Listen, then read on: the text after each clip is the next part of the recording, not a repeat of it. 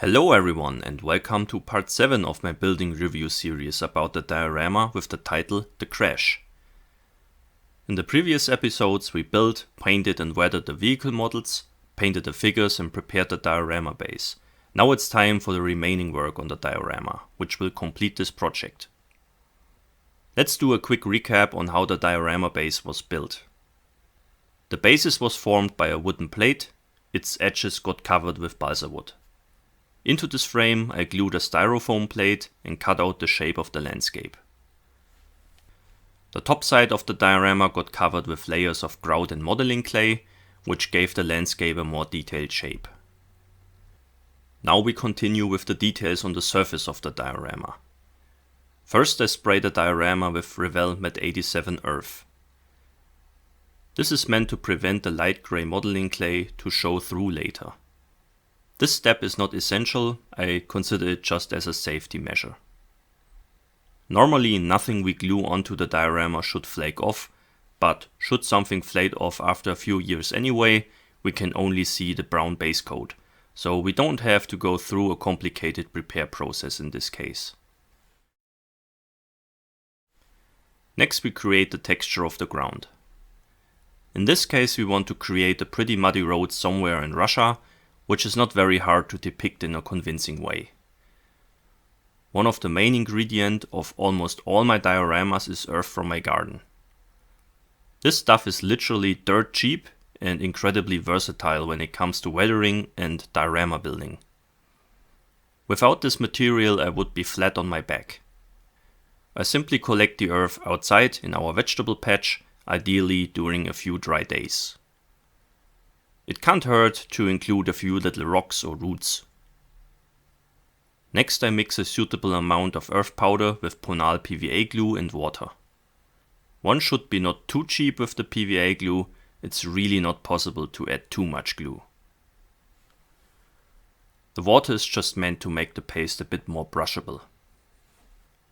We recall this is the same dirt paste we already used to weather our vehicles and figures, but this time the paste is much thicker, so I can use it here for the diorama.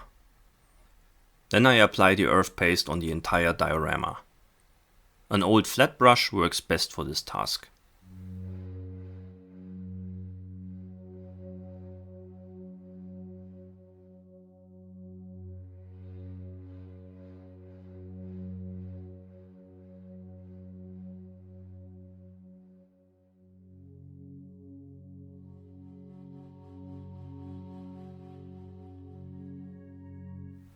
Dabbing works actually better than brushing. This way we avoid brush marks and the surface becomes more irregular.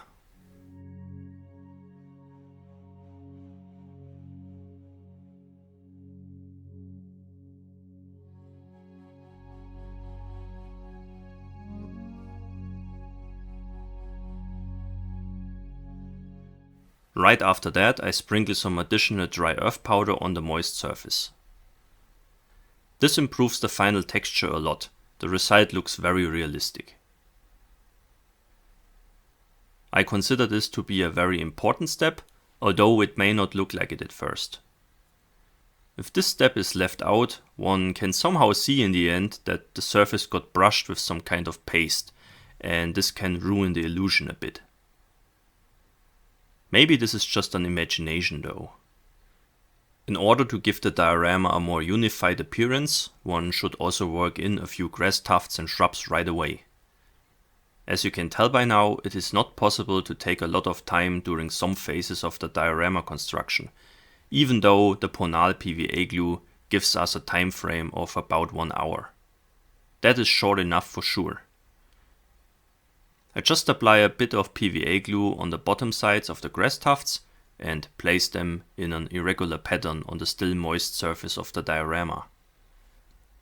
It is advantageous to mix grass tufts of different colors, sizes and heights in order to get a natural result.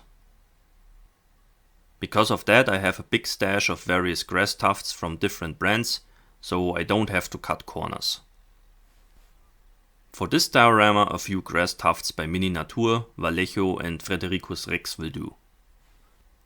Our road ditch is now fully covered with plants, only the visible PVA glue is a bit annoying. To fix this, I simply sprinkle a bit more dry earth powder on the diorama. This covers the PVA glue and the grass tufts embed themselves even better into the scene. Speaking of embedding, the vehicles and figures should fit into the diorama scene in a realistic way as well. Because of that, it is important to place those components on the still wet and soft surface too. After I have determined the positions of the T34 and the Stuck 3, I glue both models on the diorama with a bit of PVA glue and press them into the ground. The models should not sit on the diorama, instead they are meant to be in the diorama. It is important that all tracks and wheels have a solid contact with the muddy ground. Push them into the ground if necessary. Simultaneously, we have to add some track and tire imprints. We all have various spare wheels and tracks at hand, which can be used as stamps. Ideally, you keep the stamps wet with some water. This helps to keep the ground moldable and the stamps don't get clogged by the muddy earth.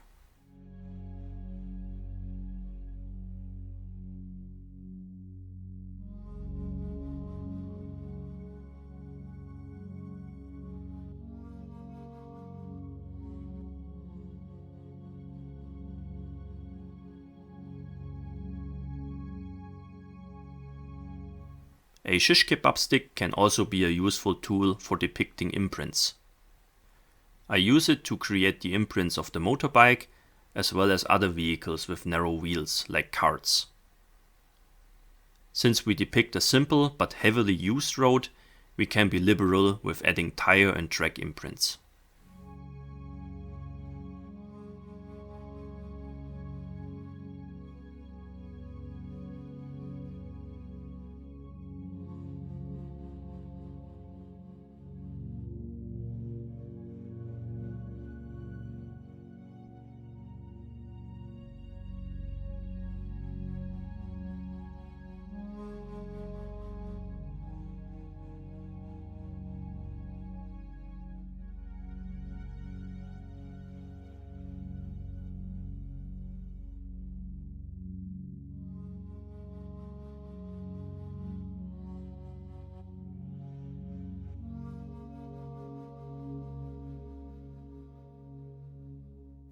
Before we leave everything to dry, we also have to work in the figures. Those are also meant to be in the diorama and not on the diorama. I just apply a bit of PVA glue on their boots and place the figures where I want them to be. The pieces of wire in their feet, remains of the painting phase, can be utilized here as well. They provide a solid connection to the ground.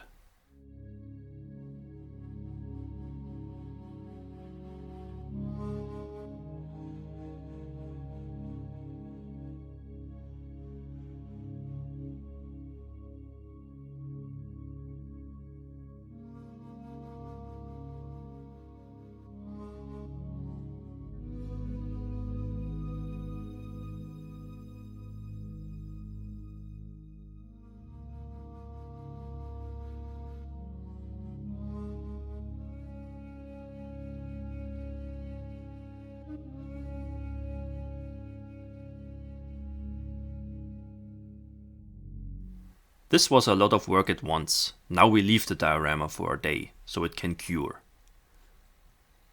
After it has all cured, you may spot a few cracks on the surface. This can't be really avoided, especially on big surfaces, but it's not difficult to remove those cracks.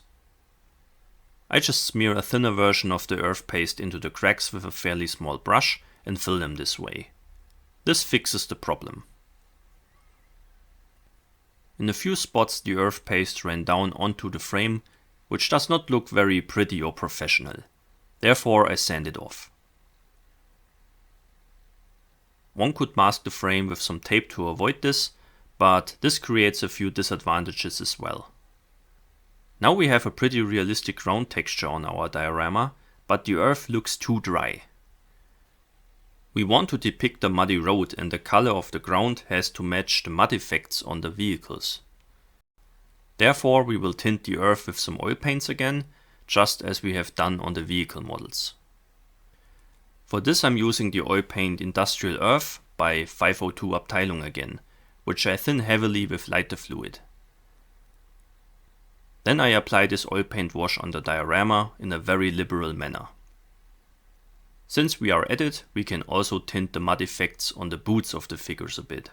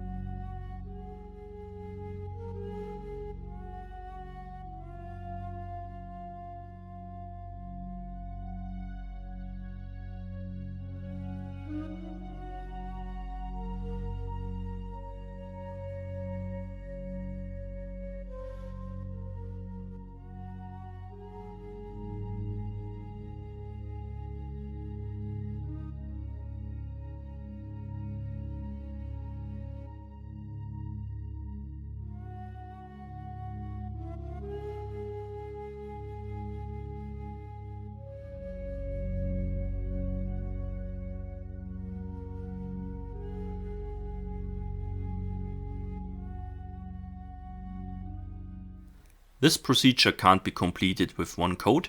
Instead, I recommend to apply several layers of this oil paint wash. With each layer, the earth becomes a little bit darker and we can accentuate some areas like the tire and the track imprints. This maintains the natural color of the earth and we can decide which details we want to accentuate. Since the oil paint wash dries fairly quickly, we can keep working and match the color and the appearance of the ground with the mud effects on the vehicles.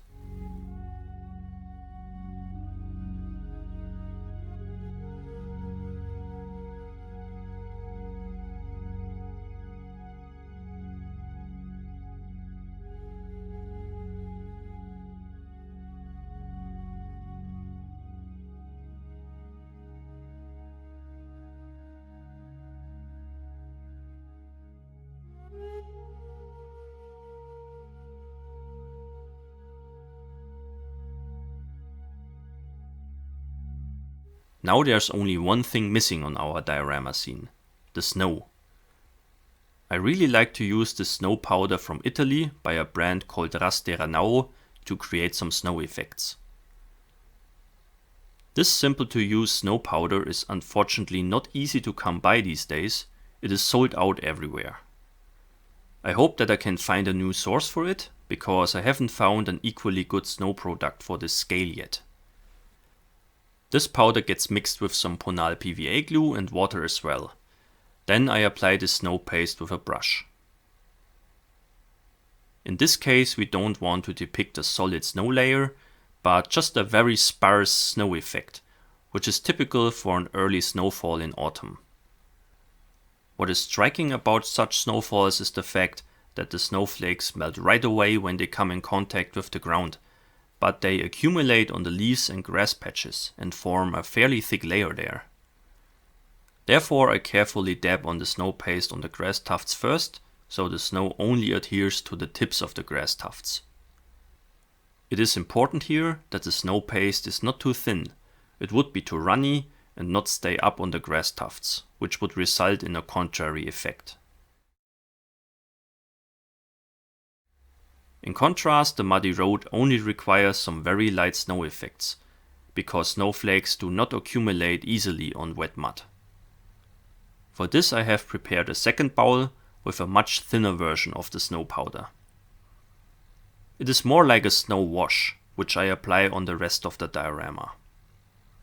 One should try to vary its intensity a bit by applying more snow particles in some places and less in other places. You can do this randomly.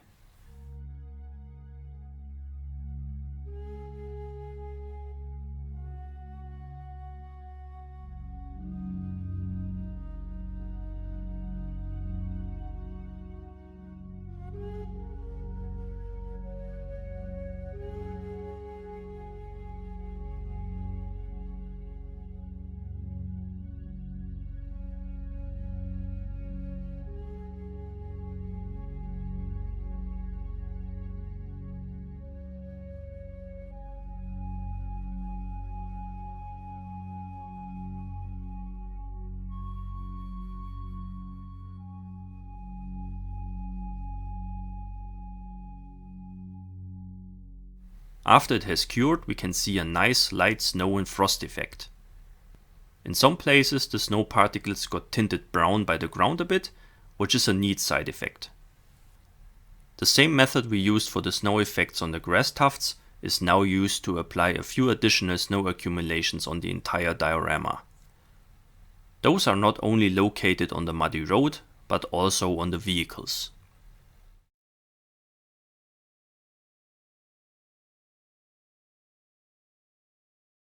I keep hearing about various household remedies for creating snow effects on dioramas, like natron or baking soda. I cannot recommend any of those, because these materials are not color fast, meaning they change their color over the years. Natron turns yellow and also attracts various bugs, which like to eat this stuff. Therefore I prefer special products for this task. They keep their color and form.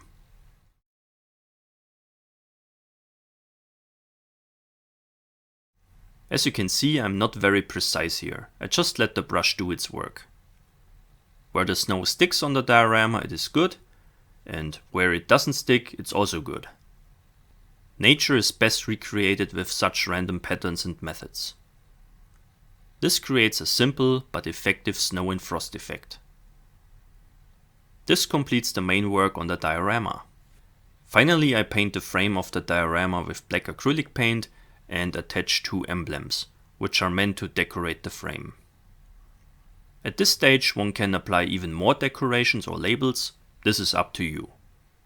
I think that the frame of a diorama is a surface that can be used for good effect to give the diorama even more meaning and make it more expressive.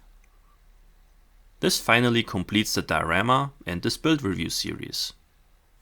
I am very happy with the result, and I think that I managed to capture the essence of this well-documented incident pretty well, even though I was not able to recreate everything perfectly. This would have gone beyond my abilities anyway, so to me this is an acceptable approximation of reality. I hope you found this video and the entire series interesting and helpful. Should you try one or the other technique I have shown here, then please let me know how it worked for you. I am really interested in hearing how other scale modelers apply these techniques and which results they get. Please write down your experience in the comments. Thank you very much in advance. Now you will get to see a few photos of the diorama showing some details. Thank you very much for watching. Until the next video. Your Hamilkar Barkas.